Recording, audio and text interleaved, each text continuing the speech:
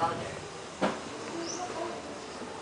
Pinsan, alin ang mas mabuting bigyan ng limos? Ang krus sa tunasan na lumalaki o ang krus sa matahong na nagpapawis? Kung pareho kaya natin silang bigyan ng limos, nang sa gano'y gumaling agad si Maria.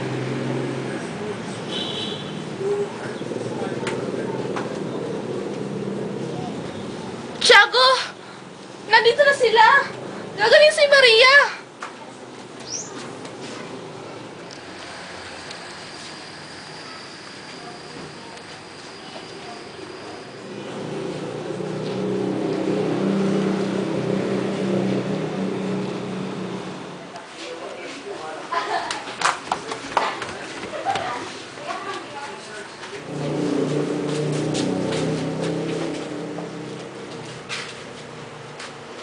Magandang gabi, Kapitan Tiago. Magandang gabi naman sa inyo. Magandang gabi, Isabel. Magandang gabi rin sa'yo. At ito naman ang aking kagandang asawa na si Victorina. Magandang gabi. Salamat na pala sa inyong pagdalaw. Ito nga pala si Linares, ang pinsan ko. Magandang gabi, Kapitan Tiago. Magandang gabi, Linares. Magandang gabi, Isabel. Magandang gabi rin sa'yo. Sasamahan ko kayo sa inyong silid. Oh. Oh, wag na ako na.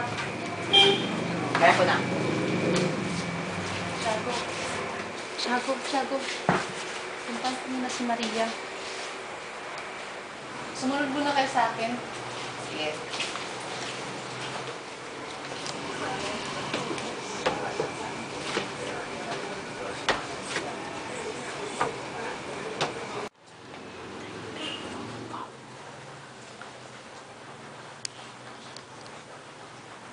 Inay, sa paglaki ko, nais kong makapangasawa ng isang dayuhan.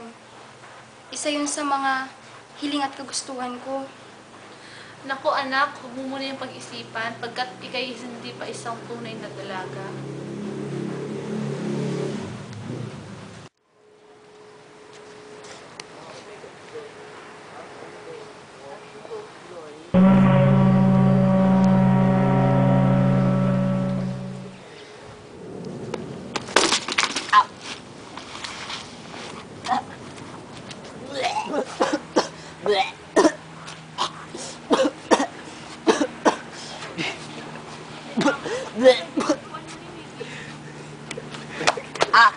Aray!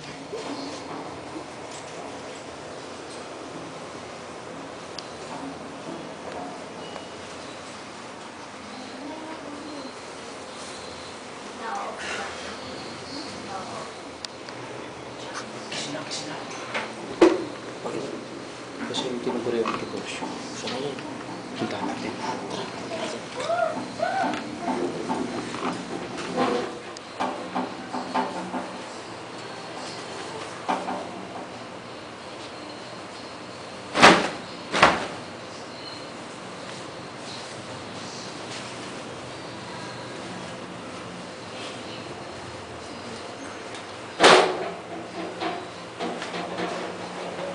Ah, ikaw pala si Tio.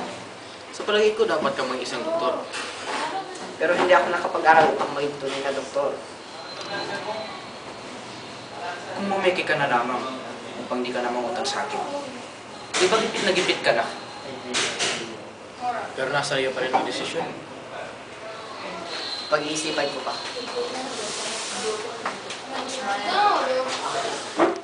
Don Tiburcio de Espadanya, isang napakagaling na doktor.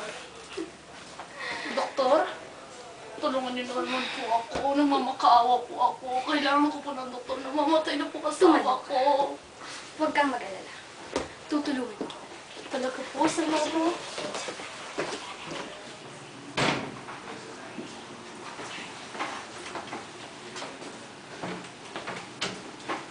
Oh, Don Tiburcio. Oh, Dr. Camero. Oh, Don Tiburcio. Dr. Valencia. Naparito kami para kumustahin ka. Kumusta ka na pala? Kung nga, mukhang napakaraming pa kang pasyente mo. Pasok ng pasok sa opisina mo. Oo nga. Pero habang tumatagal, masasanay ka naman. O sige. Mauna na kami. Sige, mauna na kami. Sige, parang. Tingnan mo nga naman. Alam mo kasi, puro Tiburcio lang hinahanap. Oo nga. Lagi na lang siya at hindi tayo. Hindi naman ibig sabihin na pinilit natin siyang maging doktor. Kaya hindi na natin siya masusumbong. Ako na mahal.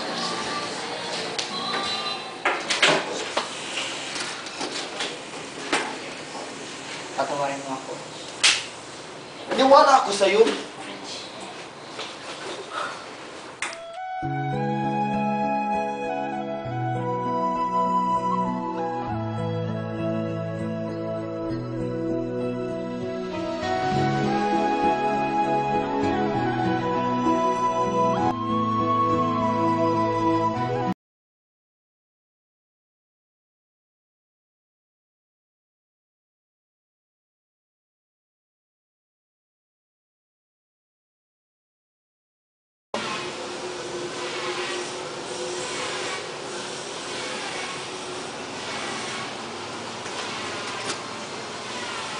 Alam mo, bata pa lang ako, pinangarap ko na talaga makatira dito sa Santa Ana.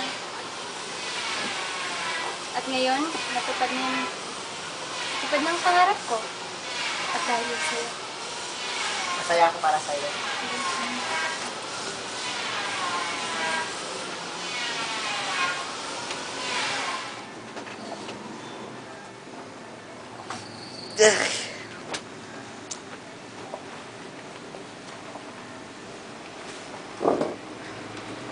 Tiburcio, Ano? Bakit? may maganda akong balita. Ano? Sa tingin ko, buntis ako. Talaga? Masaya ako para sa atin. May dapat ko ba? Oh, Victorina. Sabik na ako magkaroon tayo ng anak.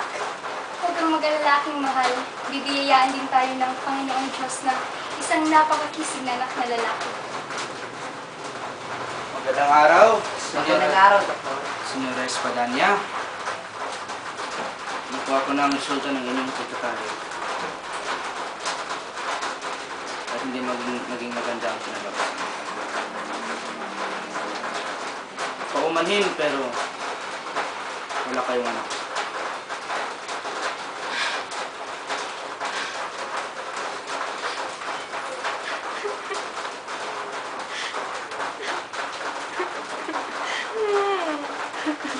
Huwag kang mag-alala. Tiburcio, Ano? kailangan mong magkaroon ng titulo ng medisina at sirugya. Pero... Sige, anong kagustuhan mo? Yan ang susunod.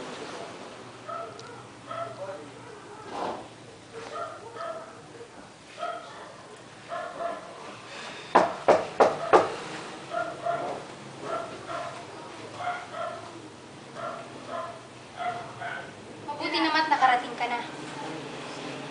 Magandang umaga, Doña Victorina. Patawad sa iyong paghihintay. Ah, ikaw pala si Linares. Ako naman si Dr. Tiburcio de Espedania. Halika, kain tayo.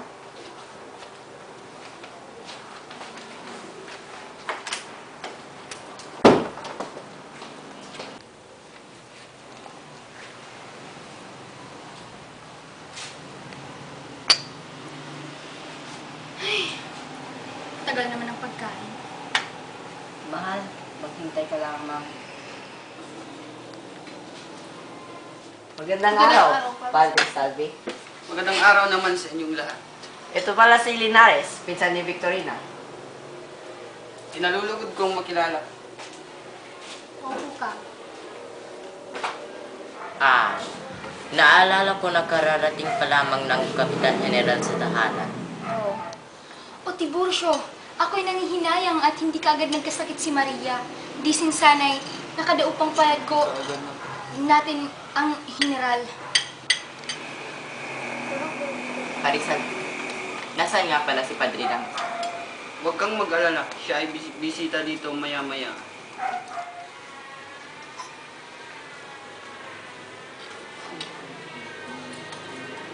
Salamat. Ilang ano man.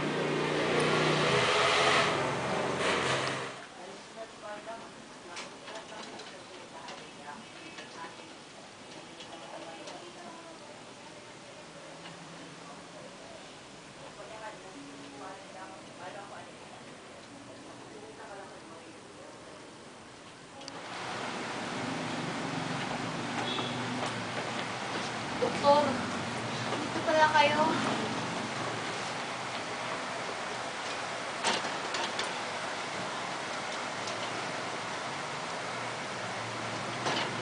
kamusta na pong lagay niya? May sakit siya, pero kaya naman tong pagalingan. Sa umaga, kailangan niyang kunin ay gatas at liken at 2 peldoras de sinaglosa. Ano po ba? Maria. Maria. Ito nga pala si Linares, ang pinsan ko.